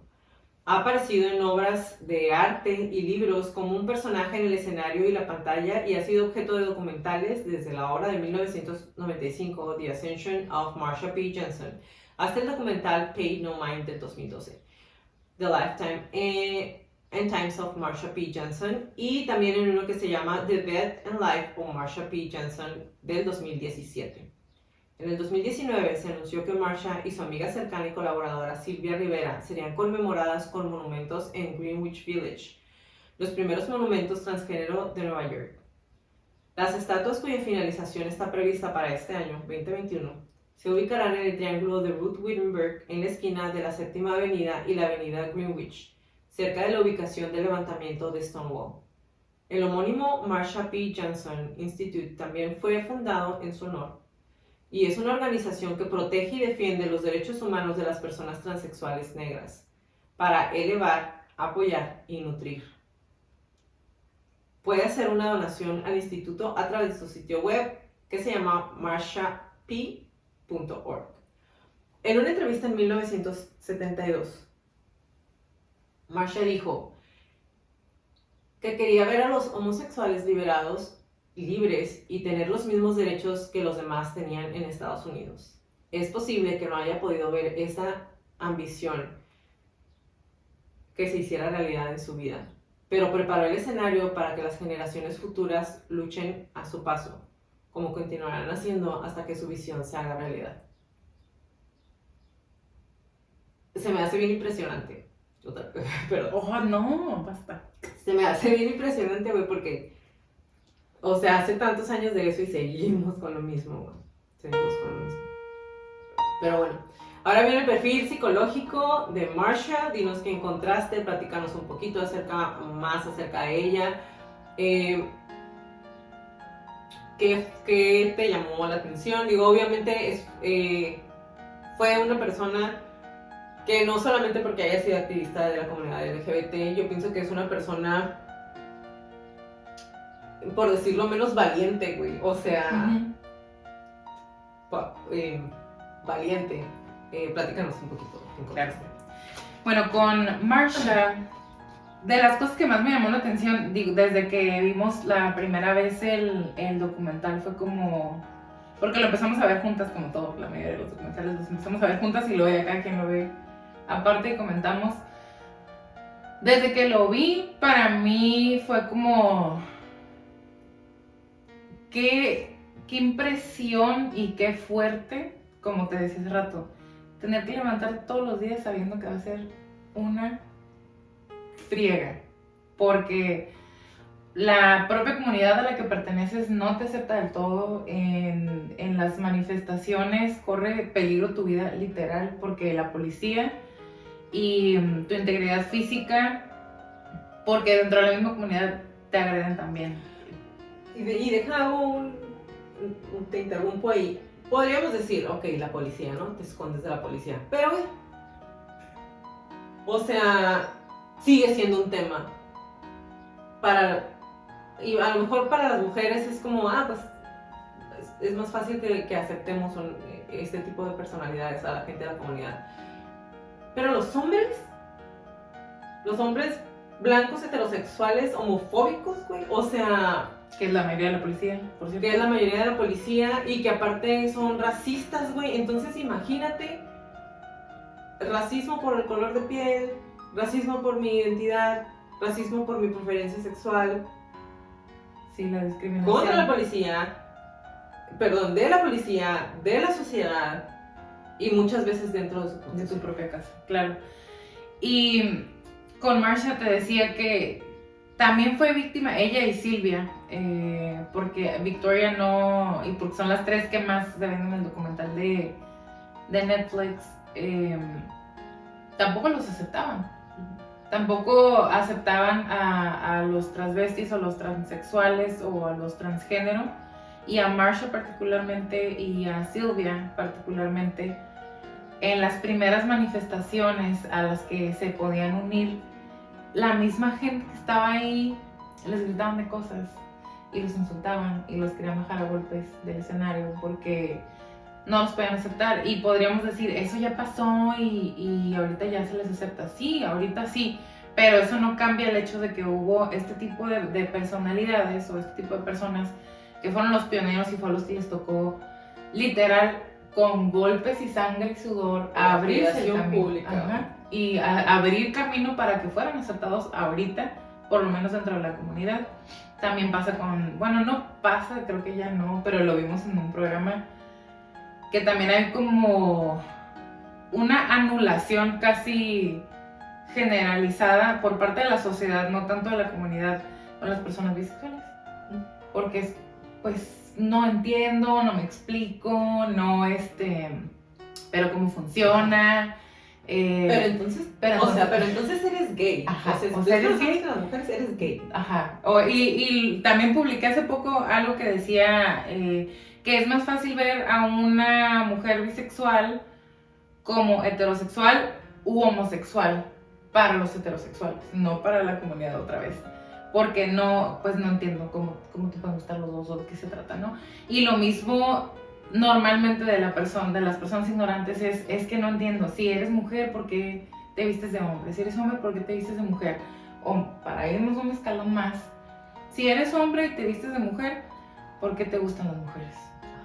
Y es como, ¿qué te importa? Número uno, ¿qué te importa? Número dos, ¿qué te importa? Sí, o sea... Pero bueno, volviendo a Marsha, me llamó mucho la atención que fue la hija número 5 de 7 totales.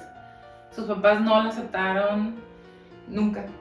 Creo que incluso después de su muerte, ellos se fueron con esta idea de que no era su hija, era su hijo y aferrado a vestirse de mujer. Con sus hermanos, nada más se conoce mucho a 2, su hermano y su hermana. Su hermano sigue refiriéndose a él como su hermano, y digo él porque él así se refiere a Malcolm. Y su hermana habla de Marsha y de repente también habla de Malcolm, como si estuvieran separados. Y eso también se me hace pues interesante que que sea más fácil para un ser humano separarlo en dos personalidades, dividir a la persona, o sea, diseccionar a la persona, porque es más fácil para mí aceptar que son dos personalidades en una sola persona que aceptar que es una sola persona, una sola personalidad con dualidad. Eso me llamó mucho la atención en cuanto a su vida. Fíjate que Marsha se enlistó en el Navy muy poquito tiempo, pero, o sea, te estoy hablando de casi horas, ¿no? Porque estamos hablando de cuando ella se enlistó, que fue en los 50s, todavía no empezaba el Don't Ask, Don't Tell, que es el no preguntes y no digas nada en el ejército, que ese, pues no sé, término, concepto nació por ahí de los 60, cuando empezó a haber mucha violencia sexual hacia personas homosexuales dentro del ejército y del Navy y de los Marines también. Marsha, no sé por qué se dio de baja, pero fue como, me la imagino, ¿no? Llegando, oh no, nada, bye. Todos se visten igual, adiós, me regreso. Y pues en el 66 ya estaba viviendo en la calle, vivió mucho tiempo en la calle, hasta que su amigo le dio asilo y ahí se quedó para siempre. Y me voy a regresar un poquito a lo que tú decías de que la describían como casi una santa y era una puro corazón de persona y se quitaba el pan de la boca y la bufanda del cuello para dárselo a los demás. Pero Marsha ya había estado por lo menos unos 15 años viviendo en la calle para cuando se pasó y trabajando como trabajadora sexual y haciendo lo que le llaman survival sex, que es sexo para sobrevivir, que va más allá de el dinero que le podían pagar. Era si ella no accedía a ese tipo de favores sexuales, lo más probable es que lo hubieran matado a golpes. Y eso, jaja, son hombres heterosexuales los que hacen ese tipo de cosas, o los que hacían ese tipo de cosas. No sé si ahorita también, pero en aquel entonces eran hombres heterosexuales que iban a buscar a trabajadoras sexuales o trabajadores sexuales, o pues prostitutas o prostitutos, para poder sacar de alguna manera su propia homosexualidad ahí, pero era con violencia, todo era con violencia, no era un intercambio de negocio como se puede ver ahorita fríamente, sino era, si no lo haces, pues te mato, o voy a hacer que llames tanto la atención que te van a matar. Y otra vez, a Marsha entonces la describen como buena, santa, altruista, y a Malcolm como una persona violenta, como una persona llena de enojo, como una persona que se manejaba desde la agresión y querer buscar peleas. Estuve buscando en qué otros casos se ve eso, tan claro, otra vez para entenderlo, pues un desdoblamiento de personalidad o personalidad múltiple.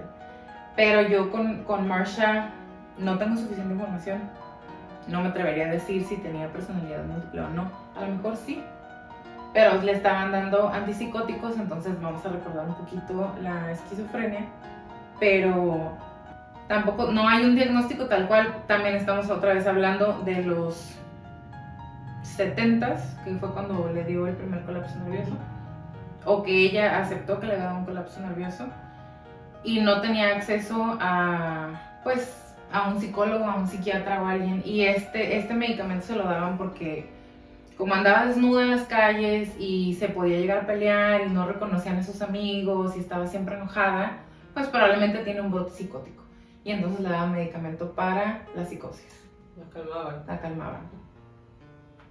Bueno, y hablamos de la esquizofrenia, creo que desde Slenderman. Creo que sí. Ya les había comentado, para mí por lo menos es uno... Creo que lo pasamos con Bundy, ¿no? Con Bundy, maybe we rushed over. Porque o sea, Bundy pasamos tenía así todo. sí, porque es de todo. Él era el DSM-4 andando. Es uno de los trastornos más complicados de diagnosticar en mi corta experiencia, por la cantidad de detalle que debes de tener, el acceso de primera mano al paciente, al individuo, es primordial porque tiene muchos detalles que debes de poder observar, y sobre todo para poder dar una clasificación exacta y por los subtipos que hay de esquizofrenia necesitas tener contacto así directo o por lo menos observar directamente al paciente. Y bueno, la enfermedad típicamente comienza a la mitad de la tercera década de los hombres, que aquí por biología nos tendríamos que ir con Malcolm, y al final de la misma década en las mujeres. Con las mujeres siempre tarda más esta enfermedad, que por psicología nos podríamos ir ahí con Marsha. Y para los 70, que tenía 30 y algo, pues digamos que estaba ahí justo en medio. ¿Qué chistes son? Y rara vez se dan casos antes en la adolescencia, pero sí hay, como los vimos con las niñas del Slenderman. Y hay síntomas característicos de la esquizofrenia, como son las ideas delirantes, las alucinaciones, el lenguaje desorganizado, comportamiento catatónico, alogia o abulia, que es el aplanamiento afectivo, o el empobrecimiento del lenguaje. Y así nada más a simple vista no me suena a que sea Marsha de ninguna manera, ni Malcolm tampoco. Digo, si los queremos dividir así por biología y por psicología, no me suena que Marsha haya tenido esquizofrenia, pero acuérdense que hay episodios psicóticos o episodios en donde hay alguna de las características. Y digo, la duración debe ser por lo menos 6 meses y debe de haber una disfunción social. Y a pesar de que tal vez Marsha podía resultar muy retadora, pero hay una palabra, como el, ¿cómo se dice? Empieza con A. Antagonista. A lo mejor Marsha podía ser una persona muy antagonista para la sociedad. Lo ubico más en tiempo que realmente que ella estuviera antagonizando a las personas por deporte o porque no lo podía evitar. Es simplemente por lo que ella quería representar, por lo que ella quería expresar. Entonces tampoco le podría dar ese criterio. Lo de los 6 meses, pues sí era un ciclo. Esto de que algo le tronara la tacha a Marsha y saliera desnuda por las calles, o terminara en pleitos, o estuviera viviendo en la calle y utilizaba muchas drogas. Pues no que ahorita no, pero en los 60, 70, 80, personas en situación de calle de la comunidad LGBT, todas las demás, era una manera como de afrontar o aceptar o poder vivir con la realidad, el uso de las drogas y aparte era súper utilizado, no nada más por la comunidad. No, en general, estaban en el boom. Porque ya hemos pasado los 70s, que fue cuando súper guau para todos, y en los 80s ya tenías mucho más acceso. Y parte de los criterios de la esquizofrenia es la exclusión de abuso o consumo de sustancias. Entonces ahí ya definitivamente podríamos decir, pues no, probablemente no era esquizofrenia. Y otro de los criterios es, normalmente viene acompañado de algún tipo de trastorno durante el desarrollo. Y nada más como para que recordar, hay diferentes subtipos de esquizofrenia, que es la paranoide, desorganizado, catatónico, indiferenciado y residual. No voy a entrar en detalle, ya los vimos antes, muy por encima. Y más que nada voy a entrar en detalle porque no quisiera como desviar el tema y que era esquizofrenia lo que yo tenía de alguna manera. Entonces estamos hablando de una Marsha de personalidad volátil, de una psique frágil, a lo mejor hasta quebrada por situación de calle, abuso de sustancias, lucha constante contra la sociedad. Abuso sexual, güey, porque la violaron cuando era muy chiquita y fue cuando dejó de tener actividad sexual, y luego viviendo en la calle tenía que experimentar con sexo por supervivencia. Entonces siempre fue violentada sexualmente. Sí, siempre. Exactamente. Y todo eso, de todas maneras, ella tenía una profunda manera de anteponer las necesidades de otras personas antes de la suya. Y eso, a pesar de que no es un signo o un síntoma de buena salud mental, tampoco yo podría decir es un síntoma de malísima salud mental tampoco. Porque si no te puedes cuidar tú, rara vez puedes cuidar a los demás. Pero para Marsha pienso que era hasta terapéutico. Porque para ella era como, yo hasta aquí llegué en lo que puedo hacer por mí, pero sí puedo hacer por los demás para que tú no pases por lo mismo que yo, o no sufras lo mismo que yo he sufrido. pero otra vez estaba encabezando un movimiento o siendo punta de lanza de un movimiento que era completamente fuera de lo que se había estado viviendo hasta esos momentos. Y esa es de las cosas que me llamó más la atención de ella, cómo a pesar de estar tan vulnerable, podía seguir, de dónde sacaba, como, cuál era el motor para seguir ayudando a los demás y cómo podía sacar adelante a otras personas, no necesariamente quedándose estancada, pero simplemente estando en la posición en la que ella estaba económicamente, emocionalmente, etcétera, podía seguir sacando adelante a otras personas. Y bueno, cuando encuentran el cuerpo de Marsha fue después de que hubo como una marcha, creo, y hay varios testimonios de que la vieron, que la estaban siguiendo y estaba, entonces era la lucha, la policía contra todas las personas del movimiento gay y demás, y la mafia que controlaba todos los bares y que de pronto les permitían y luego cuando no traían ganas no, y es cuando ven que Marcy se sube a un carro y ya, no la vuelven a ver, a los días la encuentran en el río y todo, entonces fue como, para todos fue un, chin, eso me podría pasar a mí. Y es que dentro del documental de Netflix, si se dan tiempo de verlo, su amiga que está buscando como información antes de que reabrieran el caso otra vez, hay unas llamadas que están, sí, están transcritas, no está la llamada como tal, pero están transcritas. Y dentro de la llamada, uno de sus amigos recibe una llamada y les dicen, dile a fulano, sutano, mengano, que dejen de estar haciendo sus movimientos o les va a pasar lo mismo que le pasó a Marsha. Entonces, ¿con qué cara dices que lo que pasó fue, decidió suicidarse? Un suicidio. Y bueno, ya hemos hablado del suicidio con Columbine. Es un caso completamente diferente, ¿no? Ojalá podamos traer más casos de suicidio. También declararon suicidio a Rebecca Sahau. Otro que mía. Es el primero, no. Marsha no tenía ninguna conducta, porque hay conductas que son telltales, que indican o anuncian de alguna manera que una persona trae ideación suicida. Y Marsha, según todos sus amigos, es un no rotundo. Digo, yo no la conocí obviamente, pero viendo la viada o la velocidad que ya llevaban, todo el trabajo que estaba haciendo y que ya era parte de una comunidad un poco más grande, porque de cuando no los aceptaban en las marchas a cuando ella falleció pasaron unos 15 años por lo menos. Y ya era un poco más aceptada y ya había un poco más de apertura dentro de la comunidad y por lo menos donde ellos vivían. Entonces... Y la acababan de entrevistar, o sea, la acaban de entrevistar y donde ella decía que, o sea, lo que ella hacía, estaba feliz de poder seguir ayudando a la gente. Entonces, una persona, digo, obviamente nunca hemos estado en una situación similar, pero no es una persona que piensa suicidarse, simplemente va dejando de hacer cosas, o sea, va soltando y en muchas otras de las conductas que hemos visto, en muchos otros de los trastornos que hemos visto a lo largo de varias de las crónicas, de todas las crónicas, lo primero que te dicen, ¿no? Cuando tienes algún tipo de trastorno, en la mayoría de las situaciones, lo primero que haces es alejarte o te deja de importar la demás gente. Exactamente. O sea, si no puedes cuidarte a ti mismo, muchísimo menos a los demás. Y entonces, ella nunca dejó de hacerlo. Exacto.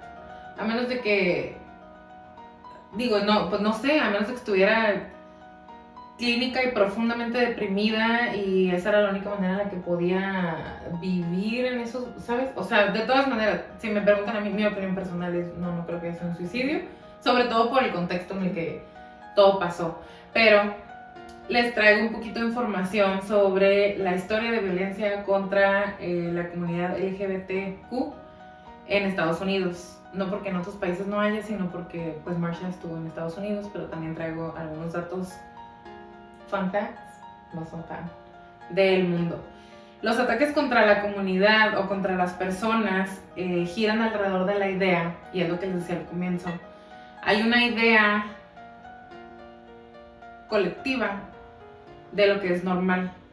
Y esta idea dice o dicta que hay una manera en la que todo el mundo debería de actuar, en la que todo el mundo debería de sentirse, en la que todo el mundo debería de expresarse.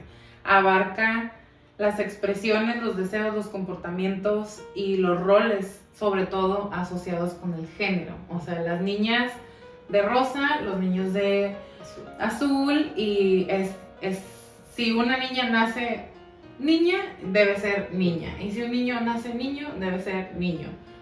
Y me acuerdo que hace poco fui a una revelación de sexo. Me gustó que no le pusieron revelación de género, porque pues esta chica es como, no, yo no voy a decir qué género es mi bebé, sino pues van a ser con este sexo, pero ya que crezca me avisará que quiere. Y para mí fue como, wow, qué bonito, o sea, es lo más bonito que he escuchado. Y en 1992, precisamente, que es cuando Marsha fallece, en el verano de 1992, es el peor verano que se ha tenido, por lo menos hasta el 2017, que fue el documental, 2017. Fue el peor verano en cuanto a violencia homofóbica o...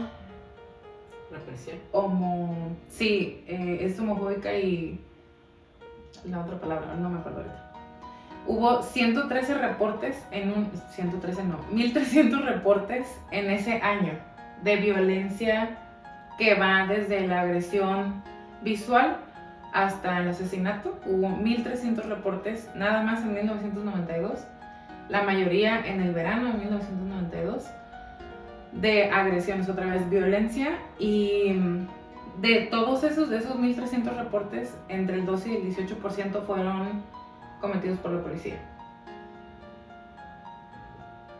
Voy a dejar que eso caiga para ustedes. El 12 y el 18% de 1.300 reportes que hubo. En el 92. Nada más en el 92. Sí, en el 92. Nada más en el 92, un año. 1.300 reportes. Saquen cuentas, no se lo voy a hacer para ustedes. Y busqué historia de la violencia en Estados Unidos. Estos números para nada representan el número verdadero, pero me llamó la atención que de todas maneras estén registrados así. De 1964 a 1969 hay 3 reportes icónicos de violencia homofóbica. 3. De 1970 a 1979, 8. De 1980 a 1989, 6. O sea, pero vamos subiendo. Pero si son reportes así como que icónicos que lo lapidaron en la calle, o sea, ¿qué más? Para que haya quedado registrado. Pero vamos subiendo. Sí. De 1990 a 1999, 18. Yo encontré 17, pero estoy contando a Marsha. 18. Del 2000 al 2009, 65. Casos que se hayan hecho famosos, icónicos, que las personas sean reconocidas en la comunidad, que le haya dolido, que se haya hecho un movimiento, una manifestación después. Son 9 años, 65. Yo estoy segura que ni siquiera es ni la cuarta parte. Pero después del 2010 hasta el 2019, porque el 2020 para acá ya es otro, ya ni siquiera hay un conteo. Paramos de contar. ¿Para qué nos hacemos? Ajá. Pero para mí fue como, 3, 8, 6, 18, 65. Y del 65 ya no sé. Ya no le vi caso a seguir contando cuántos reportes más había. Que a final de cuentas son crímenes de odio también, ¿no? Contra una comunidad, pero es un crimen de odio. Exactamente. Y ahora, ya más mundial, la violencia contra la comunidad es motivada por aquí está la palabra que olvidaba, por la homofobia o la transfobia. Y estaba viendo un programa muy tontito que me gusta mucho ver, pero digo, yo sé que a veces, aunque estés en un programa, o seas parte de un equipo, una empresa, lo que sea, no significa que de manera colectiva todos piensen igual. Es un programa, es un reality show que me gusta ver. Y hay una persona, hay una mujer trans en el reality. Y ella llega, se presenta, no dice, ay, soy chica trans de ninguna manera, pero conforme se van conociendo y como fueron a hay Gay Pride en la ciudad donde ellos están, pues empieza a platicar su historia, ¿no? Ya en la casa de regreso, todos los chicos lo aceptaron muy bien. De hecho, uno de los chicos estaba así como que súper me gusta y se besuqueaban y toda la cosa, ¿no? Pero había uno en particular que siempre estaba haciendo como comentarios de, si estoy echando mentiras, pues hasta le doy un beso a esta. Y para mí fue como... como si fuera castigo, porque no lo hizo con ninguna de las otras chicas y a las otras las insulta y se lleva mal con ellas.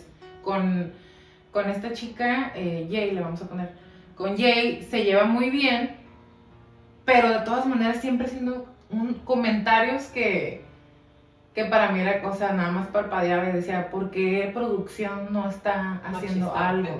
Ajá, porque era como... Ay, te anda gustando la chica, ¿no? Es que no quiero decir los nombres. Te está gustando Jay. Andas dudando de tu sexualidad. Y para mí fue como... Es mujer. Y hasta le pregunté al señor Mosqueda. Si tú ves a una mujer trans o a un hombre trans, ¿qué ves? Y me dijo, pues una mujer o un hombre. A mí qué me importa, me dijo. Pero si ya escogió o si ya se sintió con el valor de demostrar hacia afuera la persona que es hacia adentro, a mí qué, y lo voy a respetar. Es más, ni siquiera voy a preguntar, y si me llegara a dar cuenta, lo respeto. Pero ese pensamiento de machista, de estás dando tu sexualidad porque te gusta una chica, un chico, o una mujer, o un hombre trans, sigue pasando, pues, claro. Y está en la televisión. O sea, no es como... Ay, pasó en un lugar remoto, pasa todos los días. Y de ahí, de ese tipo de miedo, de ese tipo de pensamiento, de ese tipo de sentimientos es de donde viene toda la violencia hacia la comunidad. Y es algo que ha pasado desde mucho antes de 1964. Y que se sigue alimentando simplemente con programas como este. Ajá, que estoy viendo. Que no o sea, pero que a lo mejor nosotros ya como adultos podemos saber, podemos diferenciar. Nos puede molestar. O nos puede molestar o puedes decir, tu comentario está totalmente fuera de lugar, pero ¿cómo lo ve un adolescente, una niña, un niño de 15, 16, 17 años? Que sí lo ven. Después les voy a platicar un día qué programa es para que no se lo pongan a sus hijos, porque ni siquiera yo lo voy a estar viendo, pero me gusta el morbo. Bueno, y ahora quisiera, y hasta le pedí permiso a Jacqueline, ¿qué es violencia o cómo se clasifica la violencia? Va desde el acoso visual o verbal, físico, hasta el asesinato. ¿Y qué hay en medio de todo eso? Se me hizo que merece la pena mencionarlo. En ese espectro que empieza desde nada más ver a alguien o estar acosando a alguien con la mirada, hasta que alguien pierda la vida, en medio hay víctimas, hay casos y hay situaciones en las que alguien puede ser privado de su libertad, torturado, golpeado, agredido sexualmente, mutilado, quemado, y que eso pasa en la calle, en la escuela, en el trabajo, en un parque público, en un parque privado, en la oficina, en la cárcel, en las celdas, en la patrulla y en tu casa. Todo eso es, y no es privativo con la comunidad, pero pocas veces han escuchado que a un hombre heterosexual le pase algo así. Sí pasa, pero son casos muy aislados. Y otra vez, yo creo que siempre lo voy a seguir comparando, uniendo ese tipo de violencia tan brutal es con minorías, con personas de color, con personas asiáticas, que ahorita se puso, no sé cómo llamarle, muy de moda entre la gente estúpida agredir a las personas de Asia. No sé por qué, ni siquiera no terminó de entender. ¿Te acuerdas que te pregunté? Güey, sí, me habló, ¿por qué están atacando a personas asiáticas? ¿Qué pasó? O sea, ¿qué estupidez vieron que en su cerebro les dijo, sí, hay que, o sea, personas, a señores de tercera edad? Sí. Viejitos. O sea, me tocó ver y yo de, ¿Pero Güey, por qué? ¿pero por qué? ¿Qué está pasando? Le hablé y dije, ¿pasó algo? ¿Hicieron algo? ¿Por qué Ajá, una amenaza de bomba. No, algo, me dice, o sea, es de la nada. Y yo, exacto. ¿por qué? Y entonces, y es otra vez, personas de color, a las personas de una religión diferente, a las personas, simplemente gente que para alguien estúpido es un no me gusta, no es como yo, no se comporta como yo pienso. Encontré muchos registros de que cuando estaba en la ocupación nazi, parte de las personas a las que se llevaban a los campos de concentración y a los que mataban eran homosexuales. Ya ahí no importaba si eran judíos o no. Ajá, Pero se los llevaban. de también. una vez, ¿no? Aprovechando. Pero imagínate a un judío homosexual que llegaban a, no sé, reconocer o que alguien los llegaba a apuntar. También se los llevaban. Y o sea, eso es nada más como para darnos cuenta, sensibilizarnos un poquito desde cuándo ha empezado todo esto. Encontré registros de cuando los gladiadores utilizaban mucho a los prostitutos niños o jóvenes, hombres, para cuando llegaba como el premio ejército y todo eso. Ajá. Y aunque era aceptado, estas personas que eran los regalos no podían ser otra cosa después. Y cuando ya no los necesitaban, los mataban.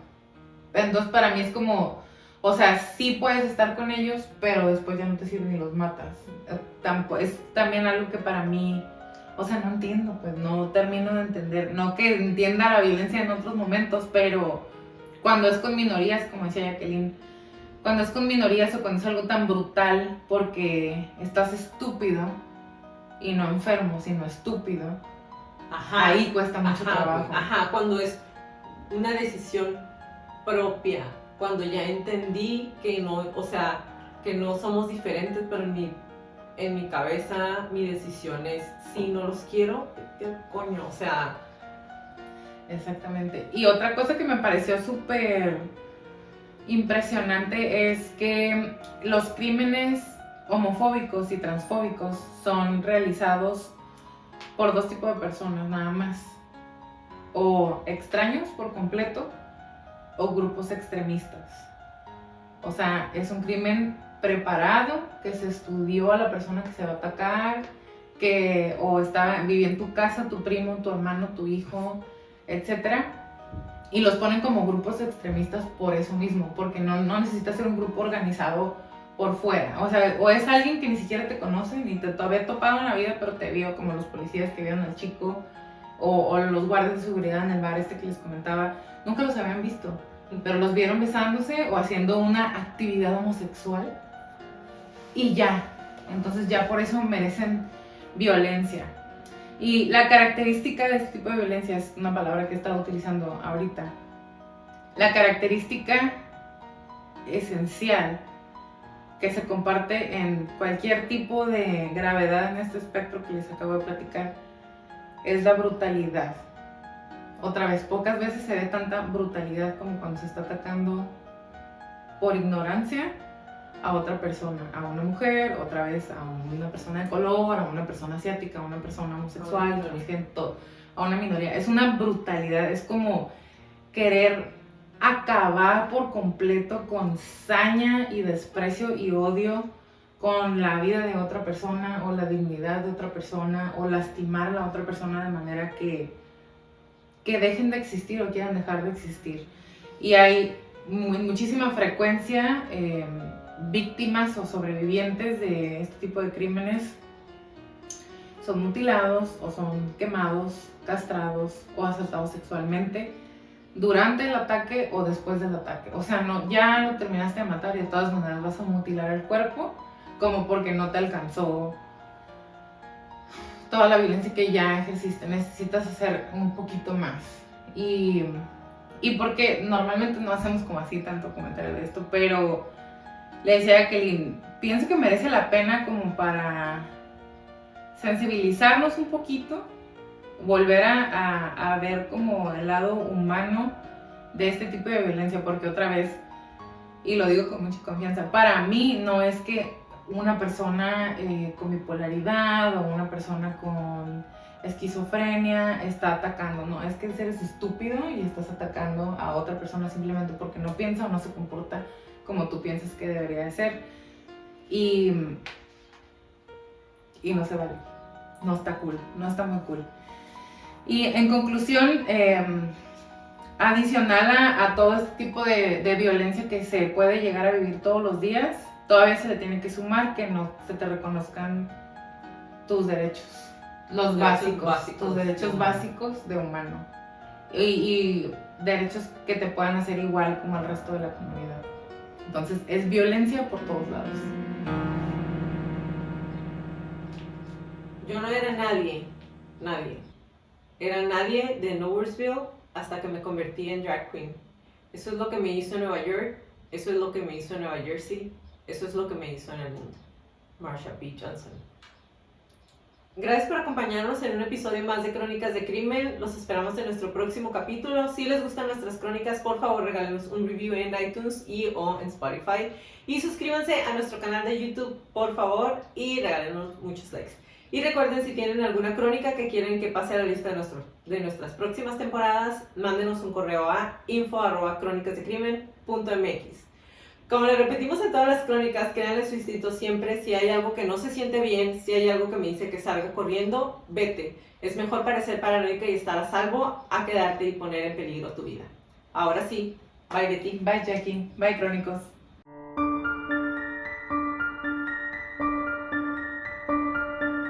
Toda la redacción y búsqueda de esta crónica fue hecha por mí, todo el perfil clínico fue realizado por Leti Mosqueda, música por Kevin MacLeod y toda la edición de sonido es de Stuka Producciones.